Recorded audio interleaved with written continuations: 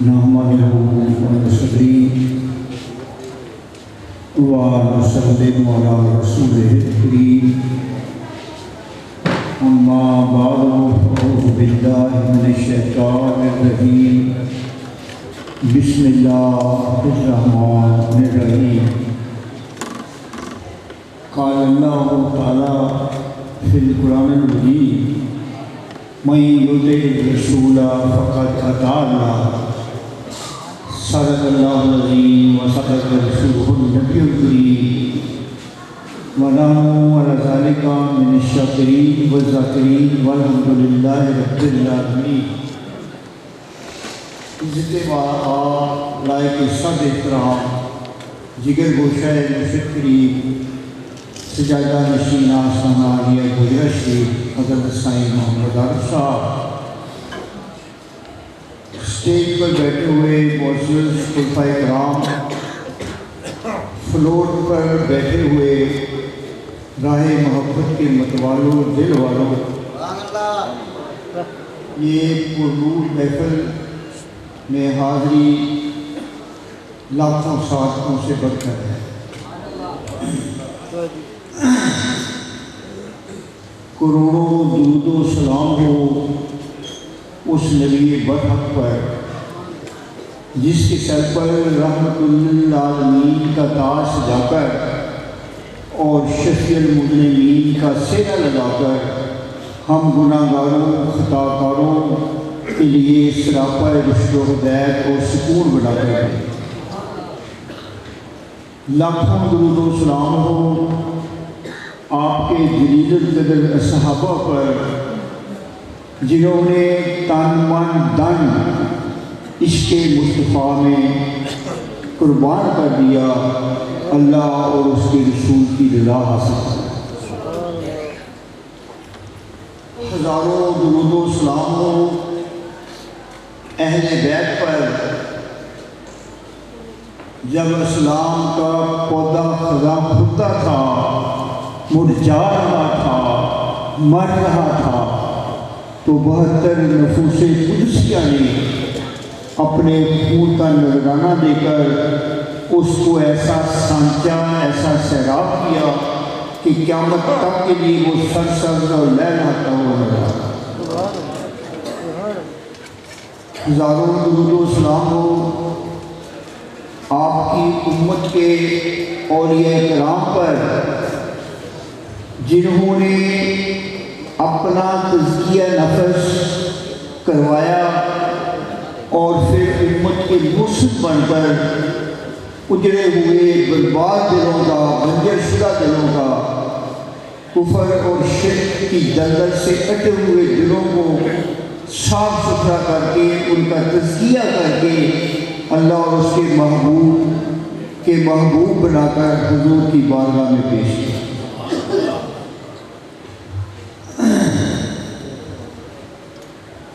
جو میں نے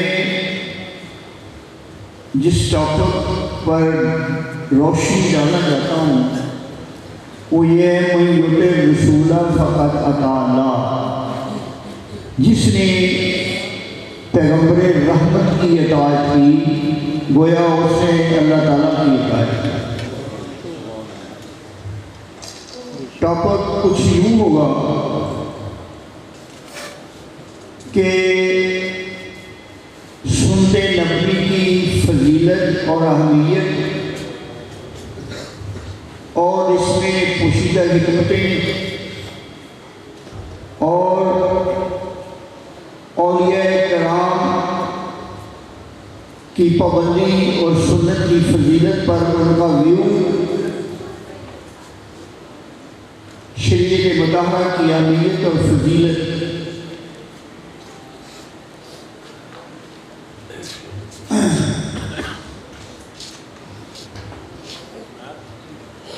شریعت مطالعہ کیا ہے؟ حضرت صلی اللہ علیہ وسلم اور آپ کے صحابہ کرام اور رشد اعظام کا طریقہ زندگی ہے، اس کو شریعت کہتے ہیں. سنت نبوی، پیغمبر رحمت کا قول، فعل، عمل، اس کو سنت کہتے ہیں۔ یہ زمانہ بڑے نصیب و فراز میں سے گزرا کہ کئی پیغمبروں کے 1,24,000 پیغمبروں کا اس زمانے نے مشاہدہ کیا۔ کوئی ایک بستی کے لیے آیا، کوئی ایک شہر کے لیے آیا، کوئی ایک علاقے کے لیے آیا، ساتھ ساتھ پھر ان کی شریعتیں، ان کی کتابیں اور ان کے صحیفے ختم ہوتے گئے۔ ایک جلیل القدر جب انسانیت بلوغت پر پہنچ گئی تو اللہ نے اس بلوغت شدہ انسانیت کے سٹینڈرڈ کے مطابق ایک ایسا پیغمبر بھیجا جو آفاقی بھی تھے، لولاقی بھی تھے۔ تمام خطے، تمام علاقے، زمین و آسمان، جن و انس، حیوانات و نباتات و جمادات، کائنات کے ذرے ذرے کے وہ پیغمبر بنتا رہے، اور ایسا رول ماڈل تھا پیغمبر رحمت کی شکل میں، ایک ایسا رول ماڈل تھا کہ اللہ تعالیٰ نے اس امت کو اپنا محبوب بننے کا فارمولہ دے دیا۔ قُلْ إِن كُنتُمْ تُحِبُّونَ اللَّهَ فَاتَّبِعُونِي يُحْبِبْكُمُ اللَّهُ۔ اے میرے نبی، انہیں کہہ دو کہ اگر تم اللہ سے محبت کرتے ہو تو میری اطاعت کرو، تم اللہ کے محبوب ہو جاؤ گے۔ کسی امت کو اپنے محبوب بننے کا فارمولہ نہیں دیا، یہ آپ کو امت ہے جس کو عطا کر دیا۔ ہر نیکی کا ثواب ملتا ہے، ہر نیکی کا نماز پڑھیں گے ثواب ملے گا، جہاد کریں گے ثواب ملے گا، زکوٰۃ دیں گے ثواب ملے گا، روزہ رکھیں گے ثواب ملے گا۔ لیکن جو سنت نبوی پر عمل کرے گا اس کو ثواب ہی نہیں، محبوبیت کا مقام ملے گا۔ تحبون اللہ فاتبعونی یحببکم اللہ، تم میرے محبوب ہو گئے ہو کیونکہ تمہارے اندر رنگ مصطفیٰ ہے، تمہارے اندر ادائے مصطفیٰ ہے، تمہارے اندر کردار مصطفیٰ ہے، تمہارے اندر حضور کا رنگ، ڈنگ، حال، چال، کال اور مال ہے۔ میں اس پر عاشق ہوں، وہ رنگ میرا مشہور ہے، وہ ڈنگ میرا محبوب ہے، وہ ادائیں میری محبوب ہے، جس امتی میں آتی جائے گی وہ میرا محبوب بن جائے گا۔ سنت نبوی پر عمل پیرا ہونے کا پہلا فائدہ ثواب ہی نہیں ملے گا، محبوبیت کا اعلیٰ ترین درجہ ملے گا۔ محبوبیت اعلیٰ ترین درجہ ہے صرف حضور کی سنت پر عمل کرنے سے ملے گا، اور کوئی طریقہ نہیں۔ اور دوسرا فائدہ یہ ہے، یہ وہ آستانہ ہے بارگاہ رسالت، یہ وہ آستانہ ہے جس میں اگر آپ نے سنت نبوی پر عمل کیا تو نفس اور شیطان کا گزر نہیں ہوگا اسی میں۔ نفس اور شیطان سے اگر محفوظ ہونا ہے، نفس اور شیطان سے شیلٹر حاصل کرنی ہے، نفس اور شیطان کے تصرف اور تسلط سے بچنا ہے، تو اپنی زندگی کی ہر ادا حضور کی سنت کے مطابق اختیار کرنا۔ سبحان اللہ، سبحان اللہ۔ یہ نمبر 3 سنت نبوی کا تیسرا فائدہ یہ ہوگا کہ حضور کی سنت اختیار کرنے میں آسان ترین طریقہ ہے۔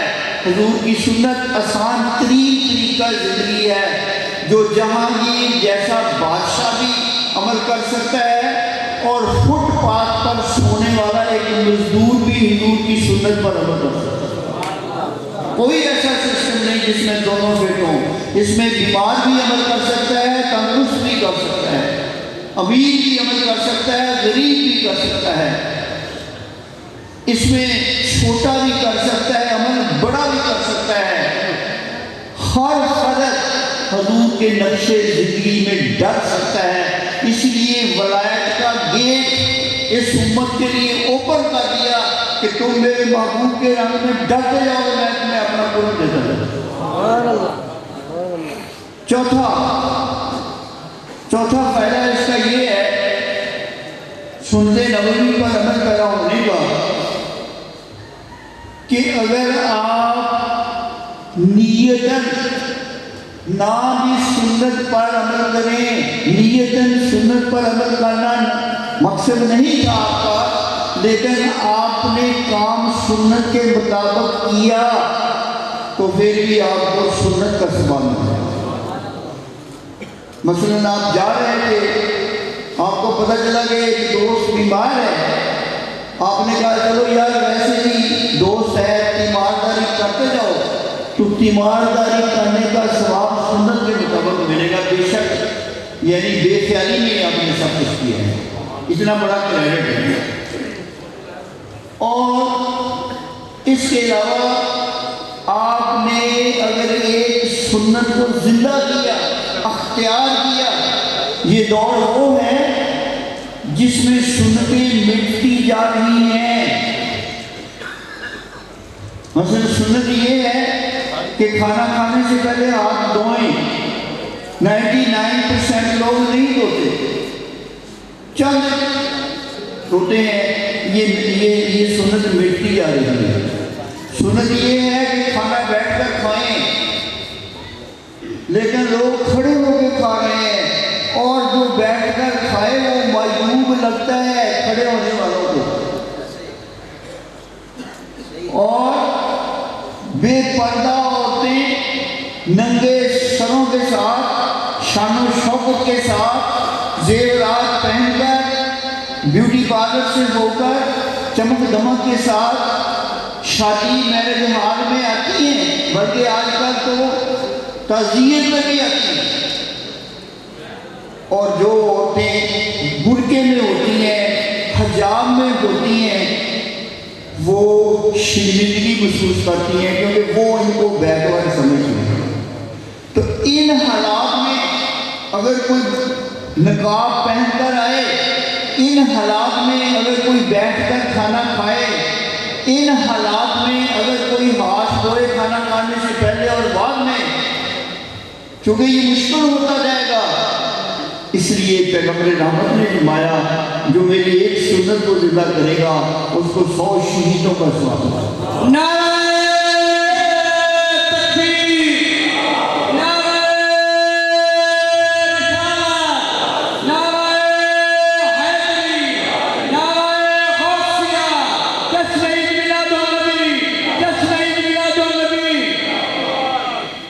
ایک شہید کا مقام حضور نے فرمایا جو ایک سنت کو زندہ کرے گا اس کو 100 شہیدوں کا ثواب ملے گا۔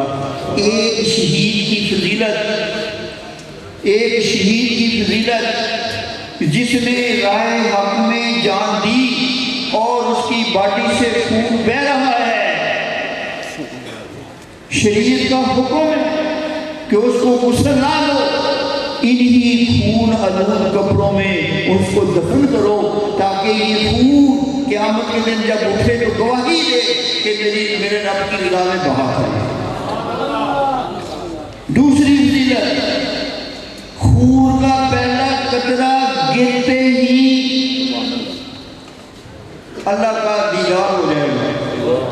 اللہ کا دیدار اس دنیا میں سوائے رسالت مآب کو چشم ظہر کے ساتھ کسی نبی کو بھی نہیں، اولیاء کرام کو اگر ہوا ہے تو چشم باطن سے ہوا ہے، جنت میں جا کر چشم ظہر سے ہوگا اور وہ طاقت ان آنکھوں کو دے دی جائے گی، ان آنکھوں کو دے دی جائے گی۔ لیکن شہید ایک ایسا خوش قسمت وجود ہے، تمام انبیاء قبروں میں چلے گئے، تمام اولیاء کرام جنتوں میں چلے گئے، قبروں میں چلے گئے، کسی کو نہیں پتا کہ انجام کیا ہونا ہے۔ پہلے وہ قیامت کے دن اٹھیں گے، ان کی اکاؤنٹیبلٹی ہوگی، احتساب ہوگا، ججمنٹ ہوگی، پلس اینڈ مائنس کی، نیکی اور گناہوں کی۔ اس کے بعد پھر اس کو پرصراط میں سے گزرنا پڑے گا، ان کے اعمال ترازو پر تولنے پڑیں گے، اس کے بعد پرچی ان کے دائیں ہاتھ میں آئے گی، پھر وہ جنت میں جائیں گے۔ جنت میں جانے کے بعد انبیاء، اولیاء، صدیقین، مقربین کو اللہ کا دیدار ہوگا۔ شہید خون کا پہلا قطرہ گرتے ہی اس دنیا میں جمال الہی سے مستفید ہو گئے۔ شہید خون کا پہلا قطرہ گرتے ہی اس کے سارے گناہ معاف ہو جاتے ہیں، سوائے قرضے کے۔ اس کے سارے گناہ، اس نے جتنی بھی برائیاں کی ہیں، اس نے جتنی بھی گناہ کیے ہیں، جتنی بھی خطائیں کی ہیں، جتنی بھی نافرمانیاں کی ہیں، اس کا ازالہ اس نے جان دے کر لیا، اور اللہ تعالیٰ اس کے سارے گناہ معاف کر دیتا ہے۔ شہید حکم ہے قبر کے کیڑوں کو کہ شہید کے جسم کو ٹچ نہیں کرنا، یہ میری امانت ہے، اس میں خیانت نہیں کرنا۔ میں قیامت کے دن اسی باڈی کے ساتھ، خون آلود کپڑوں کے ساتھ اس کو میں اٹھاؤں گا، جو گواہی دے رہا ہوگا کہ یا اللہ دیکھ نتیجہ دار ہوگا۔ شہید سب کو غسل دینا پڑتا ہے، نبی ہو، ولی ہو، پیر طریقت ہو، لاکھوں مرید ہو، سنت نبوی کے مطابق اس کو غسل دے کر تجہیز و تکفین کرنی پڑتی ہے، کفن پہنا کر۔ شہید حکم ہے کہ اس کو غسل بھی نہ دے، یہ مجھے پسندیدہ ہے۔ شہید پر قبر کی تنگی ختم ہے، اس کو کوئی تنگی نہیں ہوگی، قبر کشادہ ہو جائے گی، تحت نگاہ نور مصطفیٰ سے منعقد ہو جائے گی۔ شہید پر میدان محشر کی تلخیاں اور حساب ختم کر دیا جائے گا۔ یہ تو ایک شہید کی میں شان بتا رہا ہوں کہ جس نے میری ایک سنت کو زندہ کیا، اس کو 100 شہیدوں کا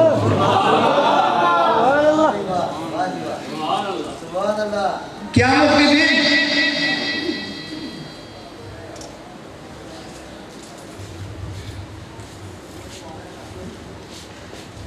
قیامت کے دن حاجی کو اختیار دیا جائے گا کہ 300 بندوں کی لسٹ دے، تیرے کہنے پر ہم ان کو بغیر حساب کتاب کے بخش دیں۔ یہ حاجی کو اختیار دیا جائے گا۔ حافظ قرآن کو اختیار دیا جائے گا کہ تو 10 بندوں کی لسٹ دے، تیری خوشنودی کی خاطر 10 بندوں کو بغیر حساب کتاب کے بخش دیا جائے گا۔ شہید اس کو آپشن دیا جائے گا، 70 بندوں کی لسٹ پیش کر، تیری خوشنودی کے لیے ہم ان 70 کو بخش دیں۔ تو یہ تو ایک شہید کی شان ہے، اور یہ سنت میں کتنا ٹائم لگتا ہے۔ دائیں پہلو پر سونا سنت ہے، بائیں پہلو کی بجائے دائیں پہلو پر سو جائے۔ دائیں پاؤں پہلے شلوار میں ڈالنا سنت ہے، بائیں بعد میں نکالیں، بایاں پاؤں میں ڈالے پہلے دائیں ڈالے۔ اس سنت پر کتنا ٹائم لگتا ہے۔ جوتے میں پہلے دائیں پاؤں ڈالے پھر بایاں پاؤں ڈالو، کتنا ٹائم لگتا ہے۔ کھولنا ہو تو پہلے بایاں پاؤں کھولو، نکالو جوتے سے، پھر دائیں پاؤں نکالو، کتنا ٹائم لگتا ہے۔ مسجد میں داخل ہونا ہے تو پہلے دائیں پاؤں رکھو پھر بایاں پاؤں، اور باہر نکلنا ہے تو پہلے بایاں پاؤں رکھو پھر دائیں پاؤں۔ بیت الخلاء میں جانا ہے تو پہلے بایاں پاؤں رکھو، اور نکالنا ہے نکلنا ہے تو پہلے دائیں پاؤں رکھو۔ یہ وہ سنتے ہیں چھوٹی چھوٹی کہ ایک سنت پر آپ نے عمل کیا تو 100 شہیدوں کا درجہ ملے گا۔ اس کی فضیلت اور اہمیت یہ ہے کہ حضور کے طریقہ زندگی کو اسٹڈی کرو، خوش رہنے میں نہ رہو، درجات کی بلندی کے لیے کوشش کرو، حضور کے رنگ میں ڈالنے کی کوشش کرو۔ یہی فخر ہے خوش فہمی میں رہنے کا نام نہیں ہے، اپنے ایکشن کو حضور کی ایکشن کے مطابق کرنا، میچنگ جس کو میچنگ کہتی ہیں، لیڈیز میچنگ کو لائک کرتی ہیں، جیسے سوٹ ہوتا ہے ویسے دوپٹہ ہوتا ہے، ویسے پرس ہوتا ہے، ویسے چوڑیاں ہوتی ہیں، ویسے جوتے ہوتے ہیں، ویسے ہی لپسٹک ہوتی ہے، میچنگ۔ پیغمبر رحمت سے جتنی میچنگ کرتے جاؤ گے تم اللہ کے محبوب بن کر میچنگ۔ حضرت موسیٰ علیہ السلام جب میدان میں آئے تو فرعون نے اپنے جادوگر بھیجے، 600 کے قریب جادوگر تھے، انہوں نے جب رسیاں ڈالی تو وہ رینگتے ہوئے سانپ نظر آئے، بشری تقاضے کے تحت مسٹر موسن حضرت موسیٰ علیہ السلام گھبرا گئے، حکم الہی ہوا ہے موسن گھبراؤ نہیں، یہ عصا ڈالو۔ جب حضرت موسیٰ نے عصا ڈالا تو بڑا اژدہا بن گیا اور وہ سب سانپوں کو کھا گیا، تمام جادوگر مسلمان ہو گئے۔ پتہ کیوں ہوئے؟ پوچھا حضرت موسیٰ علیہ السلام نے، یا اللہ یہ تو جادوگر ہیں، یہ تو فرعون کے روب میں دبدبے میں ہیں، اس کے نمک خوار ہیں، یہ کیسے مسلمان ہو گئے؟ فرمایا مسٹر موسیٰ ایک بات پر میں نے ان کو ایمان کی توفیق دی ہے، انہوں نے تیرے جیسا لباس پہنا ہوا۔ میں اگر فرعون کے جادوگر لباس میں مطابقت اختیار کرے تو اللہ تعالیٰ ان کو دولت ایمان دے دے، اور حضور کو امتی اگر حضور کے حرم میں مطابقت کرے تو پھر جنت رشد کرتی ہے حضور کے امتیوں پر، اور قبر تمنا کرتی ہے کہ ایسا امتی میرے اندر آئے جس میں رنگ مصطفیٰ چڑھا ہوا۔ اسی طریقے سے ایک شخص حضرت موسیٰ علیہ السلام کی نقلیں اتارا کرتا تھا، جب اس کی ڈیتھ ہوئی تو اللہ تعالیٰ نے اس کو بخش دیا۔ صاحب میں کسی کی خواہ میں آئے، معاملہ کیا رہا؟ اس نے کہا یار بڑے صاحب نے بخش دیا ہے۔ فرمایا وہ کیسے؟ فرمایا میں حضرت موسیٰ علیہ السلام کی نقلیں اتارتا تھا، اللہ تعالیٰ کہنے لگا یار تو میرے محبوب پیغمبر کی نقلیں اتارتا تھا، مجھے اچھا لگتا تھا۔ یہ شریعت کیا ہے؟ یہ سنت نبوی کیا ہے؟ یہ ساری حضور کی نقلی تو ہے۔ یہ دین کیا ہے؟ یہ مرشد کیا ہے؟ یہ پناہی کیا ہے؟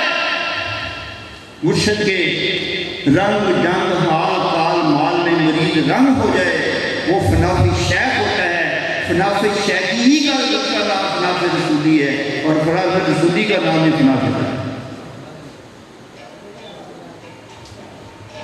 تو حضرت مجدد الثانی رحمت اللہ علیہ فرماتے ہیں اپنی دو آبزرویشن، دو مشاہدات آپ فرماتے ہیں میں نے جب تمام فقیہی علوم حاصل کر لیے، حضرت مجدد الثانی شیخ احمد سرہندی ہمارے سلسلے کے پائنیئر، بڑے شریر میں اسلام کے پائنیئر اور دوسرے مجدد ہوئے اس دنیا کے اندر۔ پہلے مجدد عمر بن عبد العزیز ہوئے تھے پہلے 1000 سال میں، دوسرے 1000 سال میں حضرت مجدد الثانی تشریف لائے ہیں۔ مجدد وہ ہوتا ہے، اس وقت آتا ہے جب دین کا حلیہ پیروں نے، مولویوں نے، علماء نے بگاڑ دیا ہوتا ہے، اپنی خواہش نفس کا دین نکالا ہوتا ہے، دین کی شکل بگاڑی ہوتی ہے، پھر اللہ تعالیٰ مجدد بھیجتا ہے جو دین کا حلیہ صاف کر کے صحیح شریعت نکال ہے۔ حضرت مجدد الثانی فرماتے ہیں میں نے جب تمام فقہ کے علوم، قرآن، حدیث سب اسٹڈی کر لیا تو میں نے سوچا کہ اللہ ہیں، ذرا میں ان کی طرف تو رجوع کروں، یہ اپنے دامن میں کیا لیے بیٹھے ہیں؟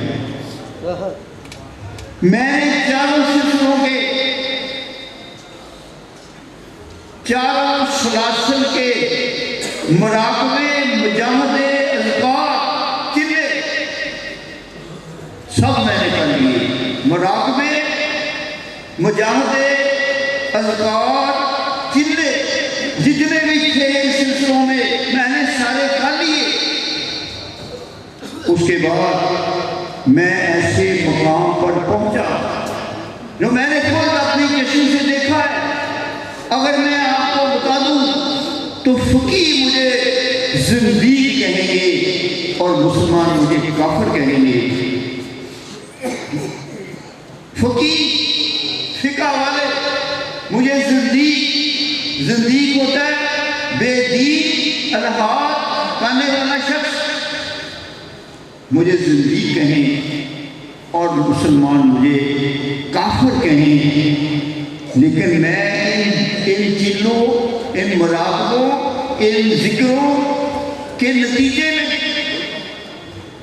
جو نقطہ، جو راز مجھے قرب الہی کا ملا کہ اللہ کا قرب حاصل کرنے کا کیا راز ہے، کیا طریقہ ہے، مجھے ان چلوں کے نتیجے میں اللہ کے قرب کا جو راز ملا ہے وہ تمہیں میں بغیر تجربوں کے بتا دیتا ہوں۔ اے اللہ، میں اس نتیجے پر پہنچا ہوں جو سنت نبوی کا جتنا زیادہ اہتمام کرے گا، جو سنت نبوی پر جتنا عمل پیرا ہوگا، جتنا زیادہ اہتمام کرے گا، اتنا ہی زیادہ اس کو قرب الہی ملے گا۔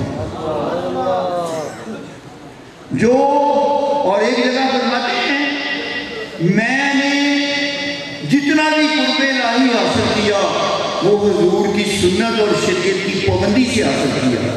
مجھے جتنا بڑا بھی مقام ملا ہے، مجھے جو کچھ بھی ملا ہے، مجدد ثانی فرماتے ہیں the spiritual saint in India, Hindustan میں بڑے صغیر کے سب سے بڑے روحانی پیشوا، نقش بندی سلسلے کے بانی پانیہ ہیں، وہ فرماتے ہیں میں تمہیں بغیر تجربے کے بتاتا ہوں، ٹائم ضائع کیے بغیر، کہ سنتے جو جتنا سنتے الہی کا اہتمام کرے گا، اس کی پابندی کرے گا، اتنا اللہ کا مقرب ہوگا، اتنا اللہ کا مقرب ہوگا۔ جو شریعت مطہرہ کی پابندی میں سست ہوگا وہ حقیقت پانے میں اتنا ہی سست ہوگا، جو جتنا پابند ہوگا اتنا ہی زیادہ وہ حقیقت پائے گا۔ ایک اپنا دوسرا مشاہدہ بیان کرتے ہیں حضرت مجدد صاحب نے، وہاں فرماتے ہیں ارشادات کے دوران فرماتے ہیں میں ذہن کے مقام پر پہنچا، پھر میں ایک اور مقام پر پہنچا، پھر مجھے حضور نبی پاک صلی اللہ علیہ وسلم نے خلعت پہنائی، میں ذہن کے مقام پر پہنچا، پھر میں ایک اور مقام پر پہنچا، پھر رسالت مآب صلی اللہ علیہ وسلم نے مجھے خلعت پہنائی، پھر میں ایک ایسے مقام پر پہنچا کہ اگر میں بتا دوں تو صوفیہ مجھے زندیق کہیں اور علماء مجھے کافر کہیں، لیکن میں یہاں ایک ہی دعا مانگتا ہوں، ایک ہی دعا مانگتا ہوں، اے اللہ مجھے شریعت پر زندہ رکھ، شریعت پر مار، اور قیامت کے دن مجھے شریعت پر اٹھا۔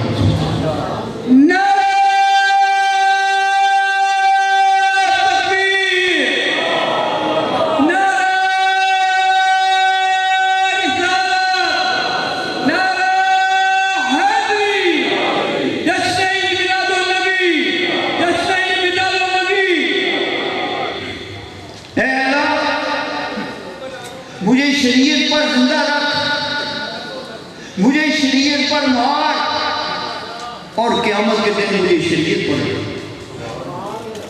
آپ فرماتے ہیں میں چاہوں تو میری دعا سے سرحد شریف کے تمام مردے زندہ ہو جائیں.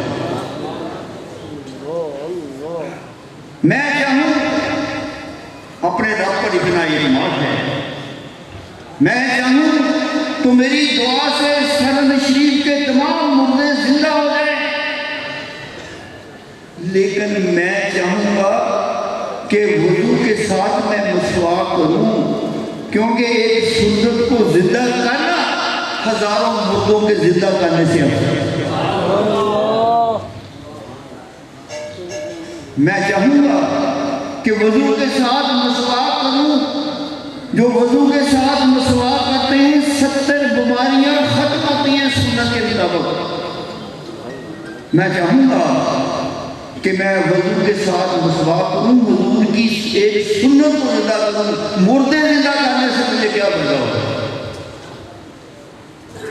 آپ کے وصال کے بعد ایک ہندو آیا, اس وقت کے صاحب زیادہ خواجہ محمد معصوم صاحب مسجد ارشاد پر تھے, حضرت صاحب کے صاحب زیادہ خواجہ محمد معصوم صاحب.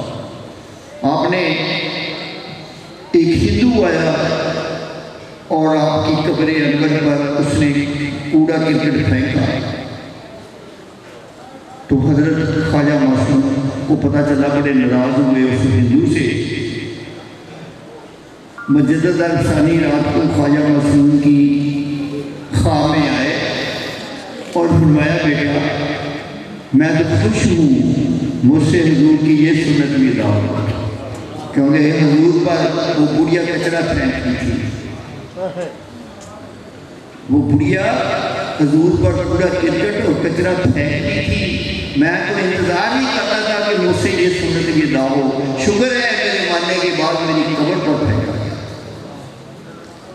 آپ کی نواسی, آپ کی بیٹی آپ کی قبر انور پر گئی, ان کا بچہ ایک چھوٹا سا تھا, وہ کھیلتا کھیلتا قبر پر چلا گیا اور وہاں اس نے پیشاب کر دیا.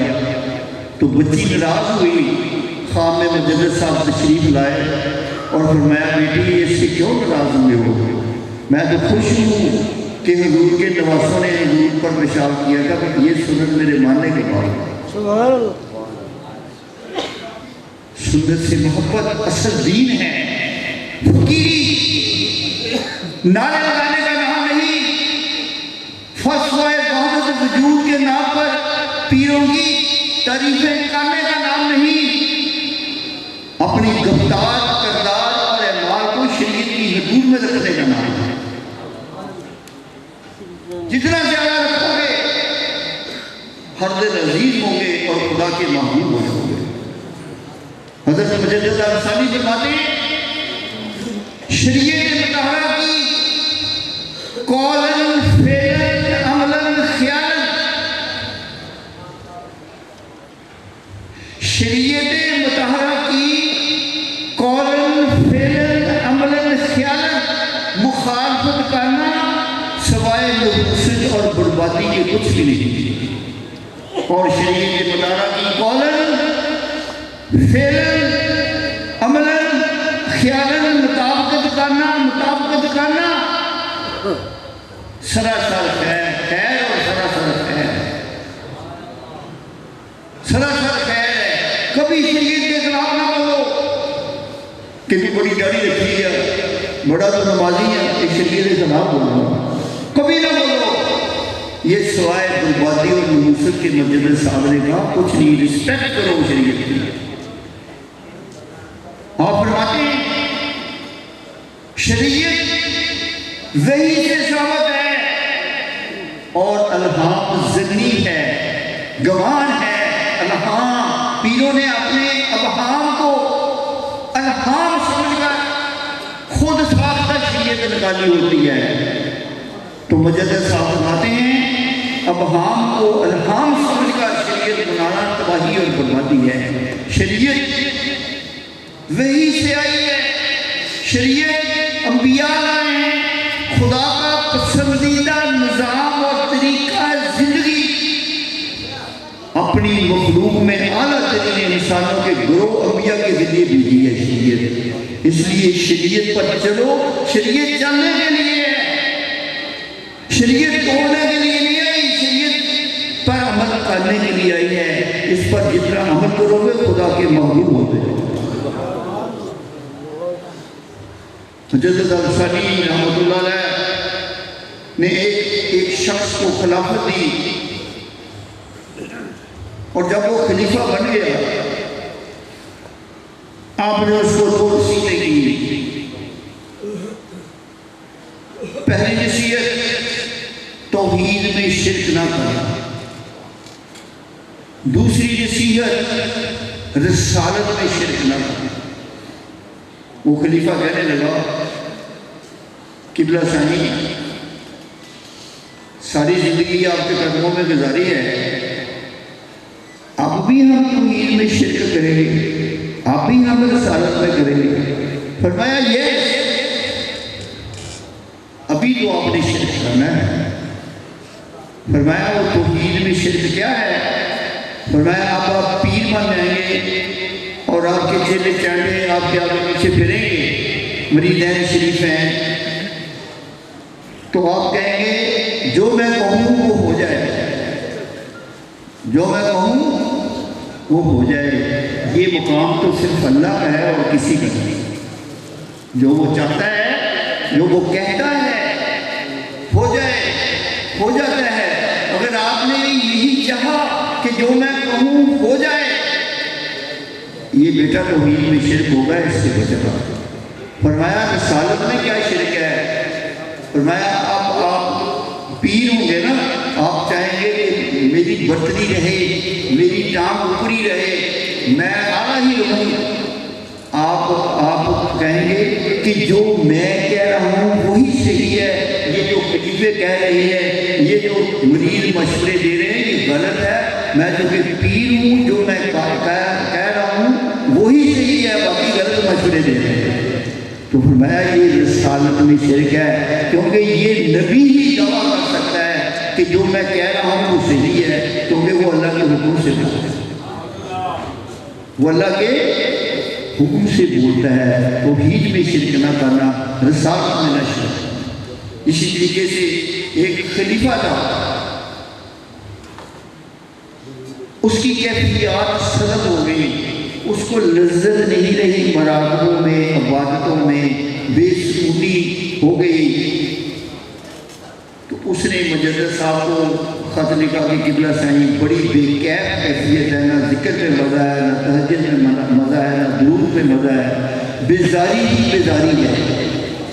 فرمایا اچھا دیکھو کہیں آپ کے رزق میں خلل تو نہیں ہے, آپ کی رزق میں کہیں خرابی تو نہیں ہے, کوئی حرام کا اس میں شیئر تو نہیں آ رہا؟ اس نے کہا صحیح میں خود ہی دکان چلاتا ہوں, بزنس مین ہوں, میں کبھی غلط نہیں کیا, نجائز منافع خوری نہیں کی, میں نے کبھی جھوٹ نہیں بولا, دھوکہ نہیں دیا, تو مجھے سمجھ نہیں آتی کہ کیا ہے. فرمایا اچھا. مجدد صاحب نے کہا میں مراقبہ رکھتا ہوں.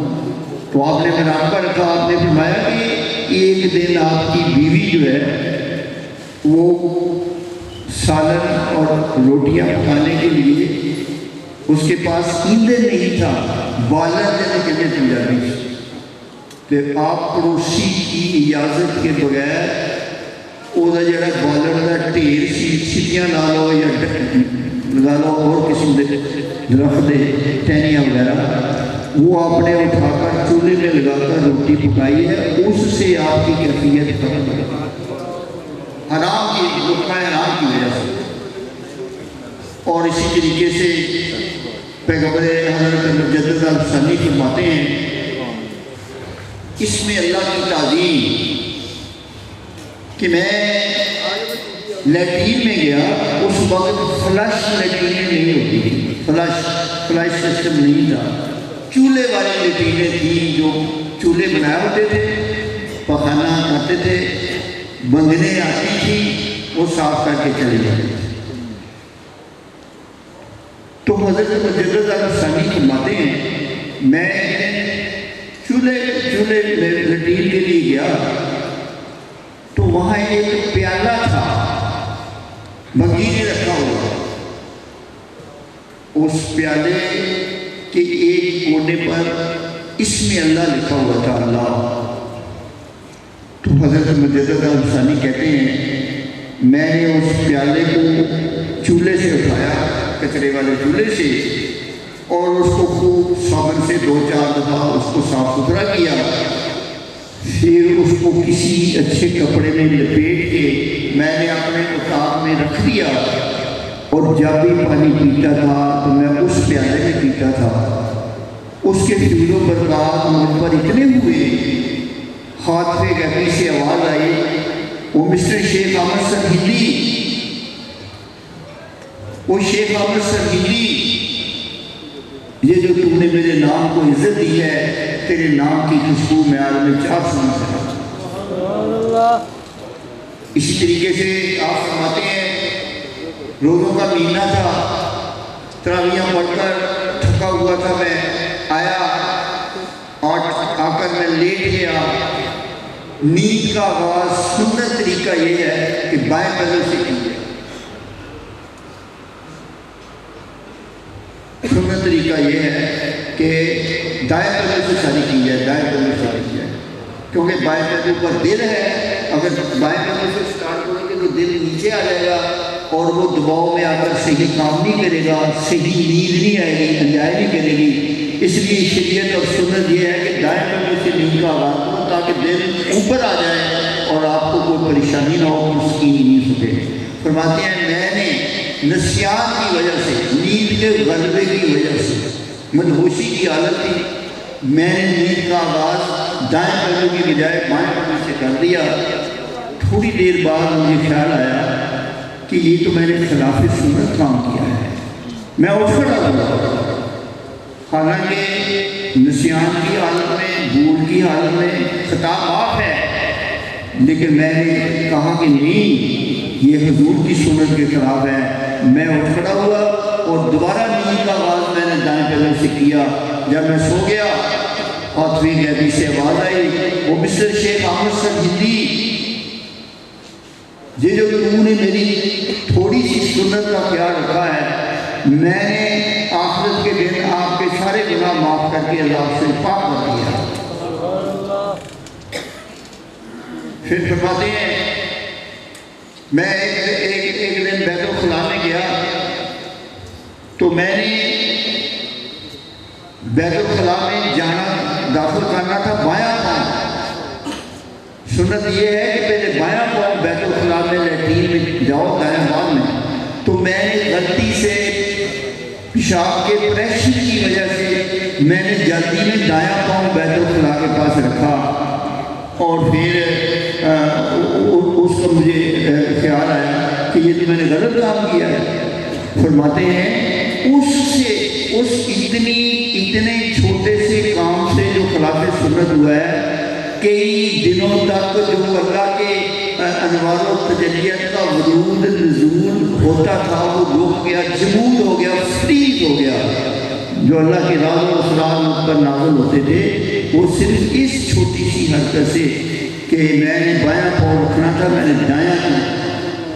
اسی طریقے سے آپ فرماتے ہیں کہ مستحب جو ہے، مستحب ایک ہوتا ہے فرض، ایک ہوتا ہے واجب، ایک ہوتا ہے سنت، ایک ہوتا ہے نفل، ایک ہوتا ہے مستحب۔ مستحب کا مطلب یہ ہے کہ وہ طریقہ جو اللہ کو پسند ہے، اللہ کو پیارا ہے، کر لو تو اللہ تعالیٰ ثواب دے گا، نہیں کرو گے تو گناہ نہیں ہوگا، مستحب ہے، اللہ کو پسندیدہ ہے۔ فرمایا ایک دن ہاشم کشمی ان کے خلیفہ کے پاس بیٹھے ہوئے مجدد الثانی رحمۃ اللہ علیہ کے، تو ہاشم کشمی فرماتے ہیں کہ حضرت صاحب نے اپنے خلیفہ ختلافی صالح ختلافی اس کو کہا کہ 6 لونگ لاؤ، میں نے اتاق میں رکھے ہوئے ہیں، 6 لونگ لاؤ۔ وہ 5 لونگ لے آیا۔ فرمایا یہ کیسے خلیفے ہیں جنہیں یہ بھی نہیں پتا کہ اللہ وطر و یحب الوطر، اللہ جو ہے نا وہ طاق ہے اور تاغ کو پسند کرتا ہے۔ ان خلیفوں کو یہ بھی نہیں پتہ یا یہ 3 لاؤ لاتا یا یہ 5 لاتا یا یہ 7 لاتا۔ تاغ کا عدد اللہ تعالیٰ کو بہت پسند ہے۔ تو یہ جو اسی طریقے سے حضرت مجدد ثانی ایک دن بیڈ پر گئے تو بیڈ پر دیکھا کہ چادر کے نیچے کوئی کاغذ ہے، آپ لیٹ کے فوراً کھڑے ہوئے تو خادمہ نے پوچھا سر کیا ہوا؟ فرمایا یار نیچے کاغذ ہے اور ہو سکتا اس کاغذ پر کوئی حدیث ہو یا قرآن کی کوئی آیت ہو تو یہ خلاف ادب ہے، تو حالانکہ دیکھا نہیں تھا کہ اس پر کیا ہے، لیکن اچھا گمان رکھتے ہوئے بھی باتیں نہ اٹھ کھڑا ہوا۔ تو حضرت مجدد ثانی ان چیزوں کا اتنا خیال رکھتے تھے، جو ہمارے سلسلے کے پائنیئر ہیں اور جو کہتے ہیں کہ دین سارا ہے یہ ان کی سنت میں، کیونکہ نقشبندی سلسلہ جو ہے اس میں کامیابی کے لیے 3 شرطیں بہت ضروری ہیں۔ پہلی اتباع رسالت امام صلی اللہ علیہ وسلم، یہ جو کچھ میں بتا رہا ہوں یہ سنت نبوی ہے، اتباع رسالت امام صلی اللہ علیہ وسلم ہے۔ دوسری چیز مرشد کامل کی محبت، کامیابی کے لیے نقشبندی سلسلے میں بہت ضروری ہے مرشد کامل کی محبت۔ حضرت مولانا روم کہتے ہیں تمام باطنی بیماریوں کا علاج مرشد کامل کی محبت میں ہے۔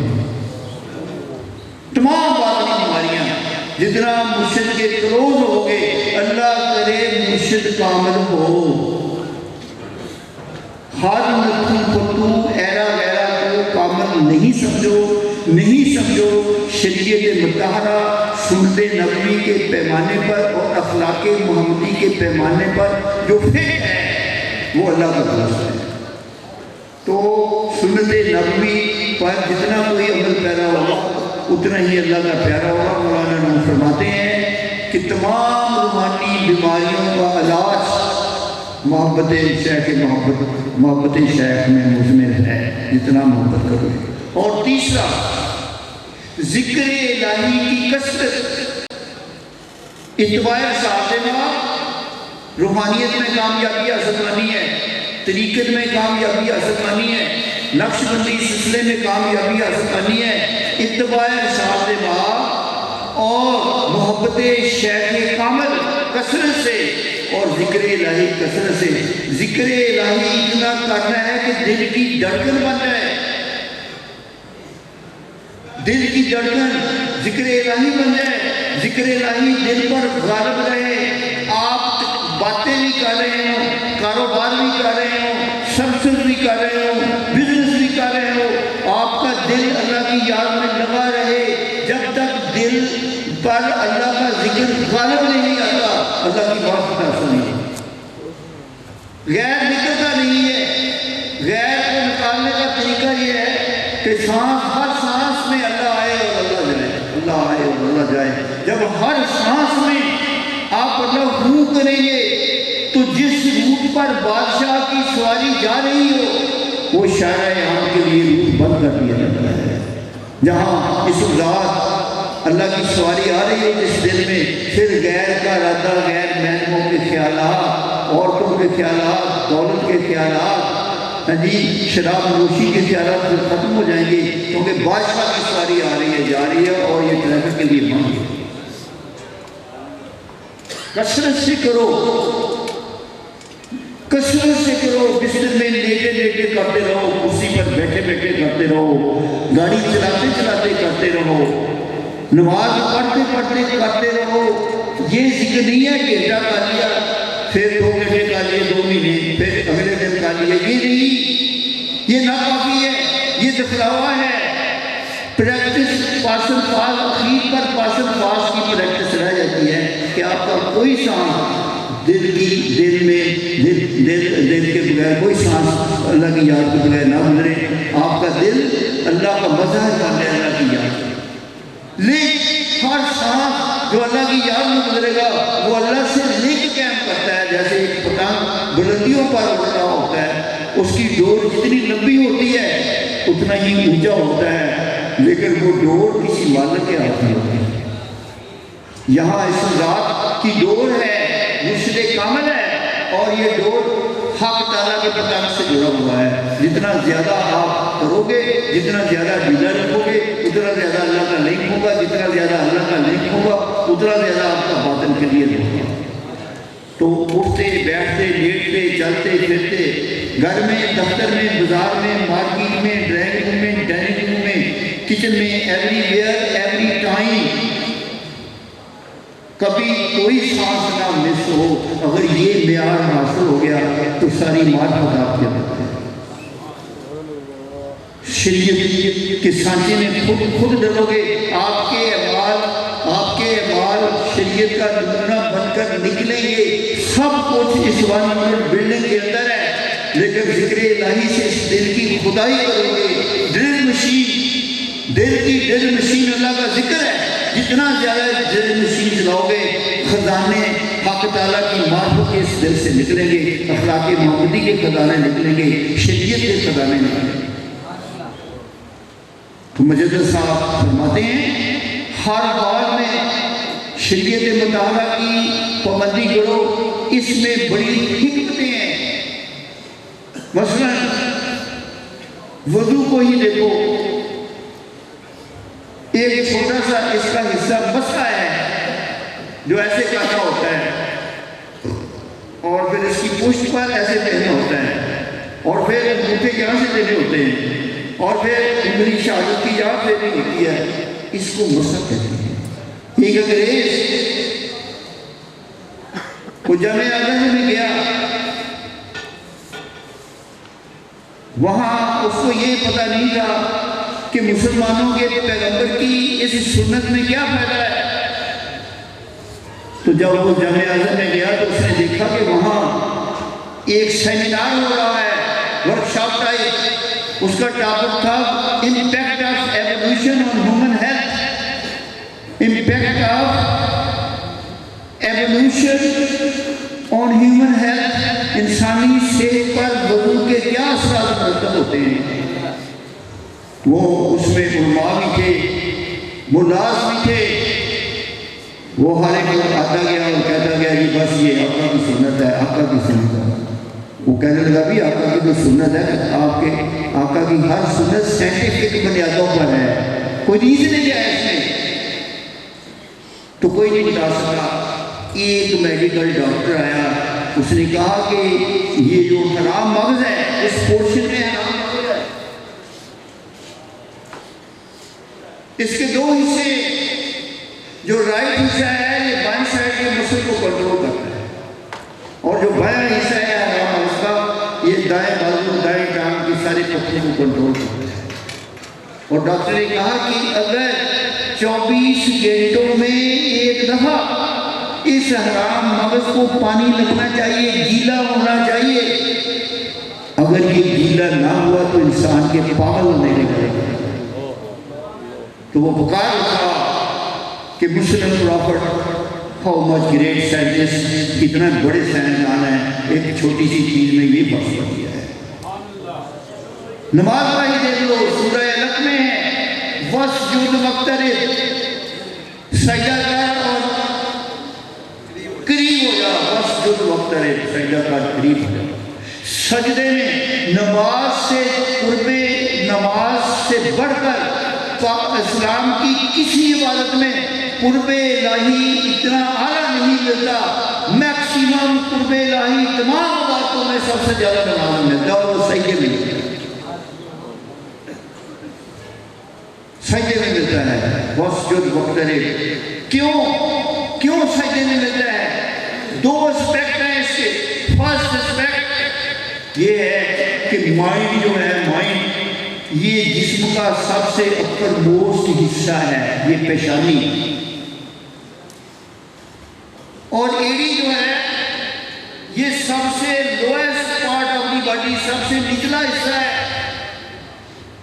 انسان کے اندر تفخر پیدا ہوتا ہے، علم کا فخر، عہدے کا فخر، حسن کا فخر، دولت کا فخر، تعلیم کا فخر. یہ تکبر اس کو خدا سے دور کر دیتا ہے. ہر نعمت کو زوال تکبر سے آتا ہے. لیکن جب سجدے میں جاتا ہے آدمی تو یہ اپر موسٹ پارٹ جو ہے، سب سے اوپر کا حصہ، سب سے نچلے حصے سے بھی نیچے چلا جاتا ہے، ایڑی سے بھی نیچے چلا جاتا ہے۔ اس کی انا، اس کی نیگیٹو ایگو، اس کی منفی انا کی اتنی نفی کسی عبادت میں نہیں ہوتی جتنی سجدے میں۔ اس لیے حضور نے فرمایا سجدے لمبے کیا کرو، واسجد واقترب، سجدہ کر اور میرے قریب ہو جا، میکسیمم والا، کیونکہ اس کی نئی مری ہوتی ہے، یہ 90 کے زاویے پر ہی الٹا ہو گیا، اس سے آگے کیا کر سکتا ہے؟ اللہ تعالیٰ کہتا ہے یار اب اس سے آگے اس کی نبی کیا ہو سکتی ہے، تو الٹا ہی ہو گیا۔